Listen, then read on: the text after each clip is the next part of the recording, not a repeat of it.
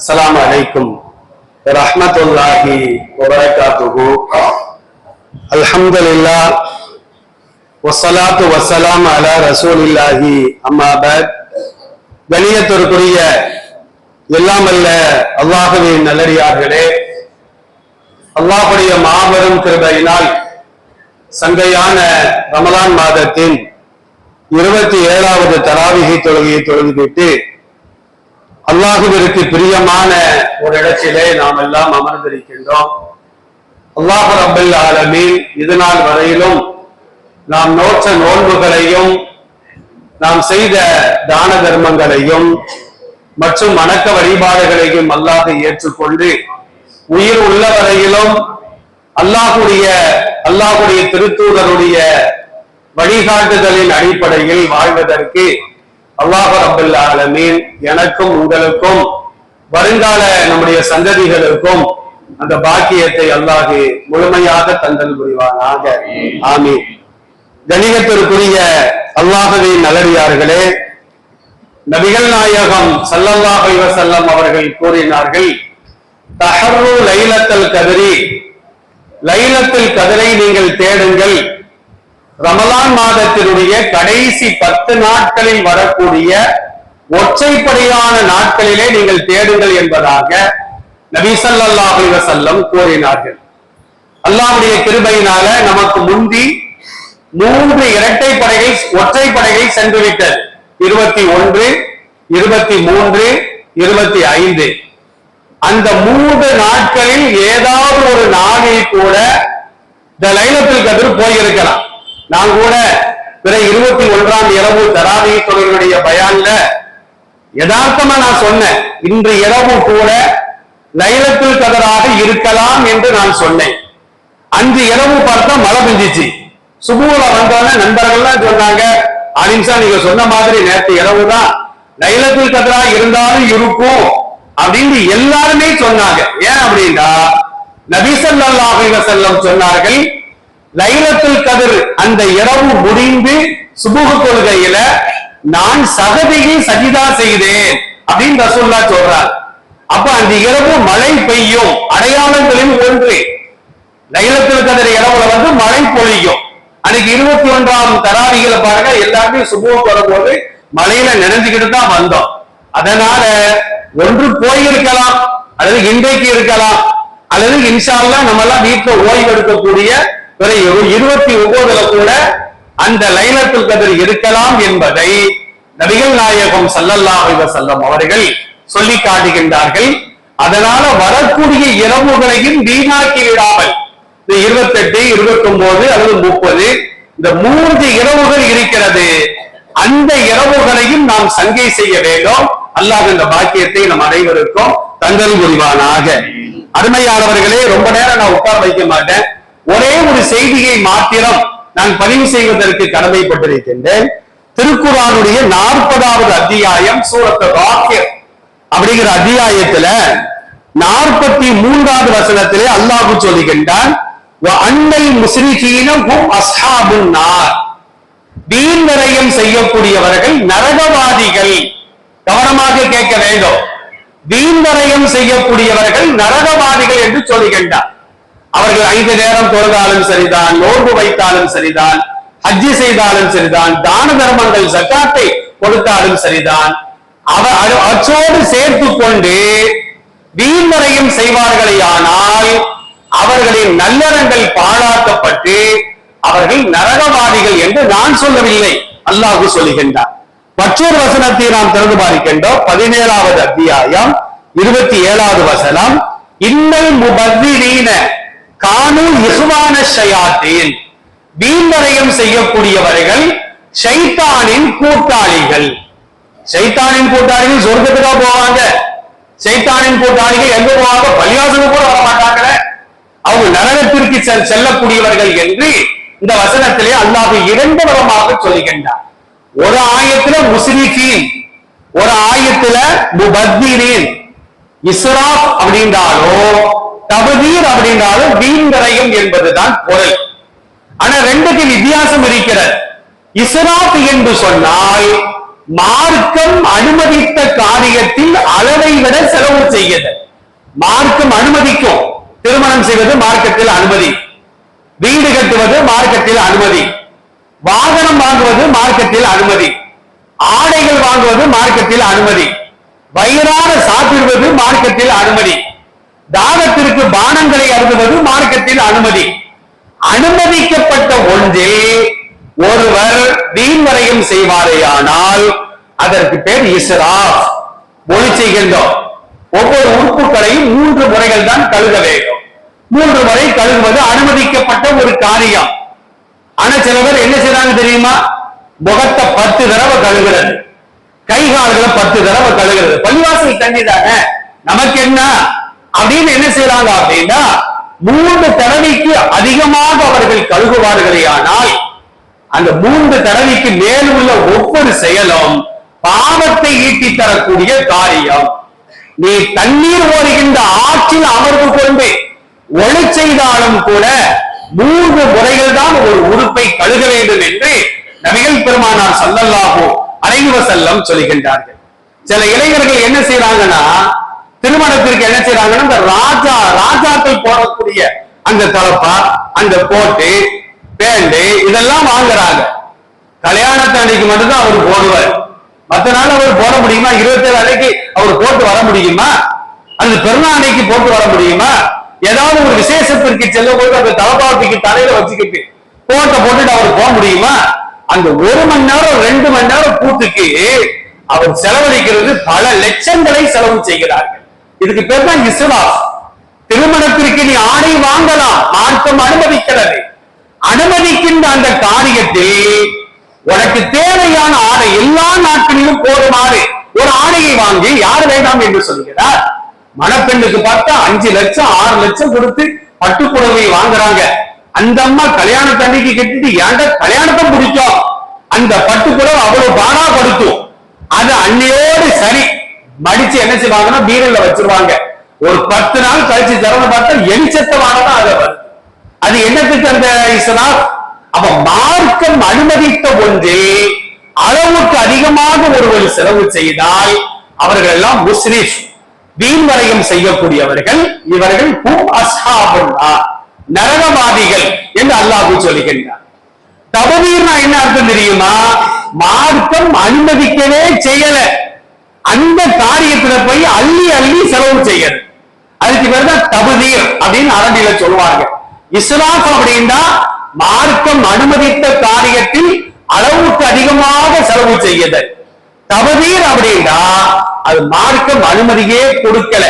உதாரணத்திற்கு சொல்றதா இருந்தா, இன்னைக்கு இஸ்லாமியர்கள் வீதிகள்ல போய் பாருங்களேன், 2 அடிக்கு ஒரு டியூப் லைட், வரிசைக்கா சீரியல் செட்டு, ரெடியா ஸ்பீக்கர் இருக்கு.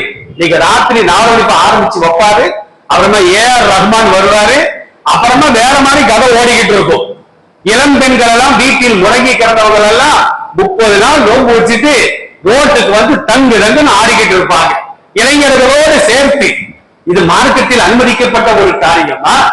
அந்த மகளால எத்தனை ஏழைகள் இருக்கிறார்கள். நோன்பு பெருநாள் அன்று கூட நல்ல ஆடை அணிவதற்கு வசதி இல்லாதவர்கள், நல்ல உணவை சாப்பிடுவதற்கு வசதி இல்லாத ஏழைகள், எத்தனை பள்ளிவாசல்கள்ல குறைந்த ஊதியத்தில் பணியாற்றக்கூடிய இமாம்கள், முஅத்தீன்கள் எவ்வளவு கஷ்டப்படுறாங்க தெரியுமா? அவங்களுக்கு எல்லாம் கிள்ளி கொடுக்கிறது. இந்த மாதிரி வீண் விளைச்சலுக்கு மார்க்கம் அனுமதிக்காத காரியத்திற்கு அள்ளி அள்ளி நாம் கொடுப்பது. அந்த வீதிகள்ல நடந்து போவே நமக்கு பயமா இருக்கு. அல்லாஹ்வுடைய வேதனை இறங்கி விடுமோ, அல்லாஹ்வுடைய சாபம் இறங்கி விடுமோ? ஒன்றை ஞாபகத்தில் வைத்துக் கொள்ள வேண்டும்.